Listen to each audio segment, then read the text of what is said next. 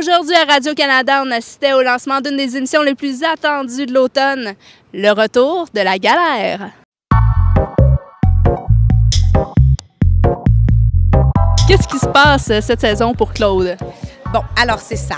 Claude, moi je l'ai connue folle et elle évolue vers la monstruosité. Mimi reste Mimi, mais à travers... vraiment, il y a plein de rebondissements dans la suite. Steph est pas mal tout le temps Steph, là.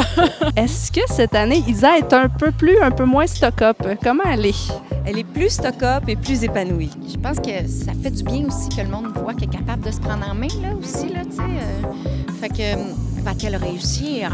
Je souhaite à personne d'avoir de Claude comme ami dans la vie, même si je l'aime éperdument comme personnage. Les 4 filles vont être plus soudées que jamais, là. Il y a vraiment des belles scènes par rapport à ça. Rentrer dans une série comme ça, avec plein de filles écrites par une femme, c'est comment? Un gars peut pas souhaiter mieux que ça.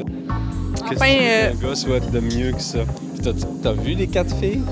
Vous avez vu Stéphanie? Vous avez vu Hélène Florent? Non, regarde. Regarde.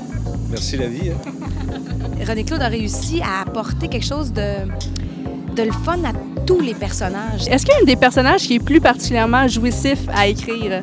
Qu'est-ce que t'en penses? Claude. Claude.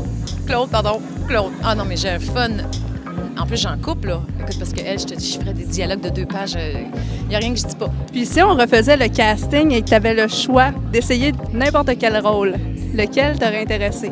À tour de rôle, chacune. Je pense que Claude, je serais pas capable de jouer ça. Je veux dire, il y a juste Anne Casabonne qui arrive à livrer ça si drôle. Ce qui est chouette, en fait, les spectateurs ont tendance, les femmes ont tendance à nous dire beaucoup ça, qu'elles se voient un peu dans chacune d'elles. Ce qui est intéressant dans la galère, dans sa complexité, dans sa complétude, en fait, c'est que c'est un divertissement qui nous porte à réflexion. Moi, ce que je dis que les femmes sont fatiguées.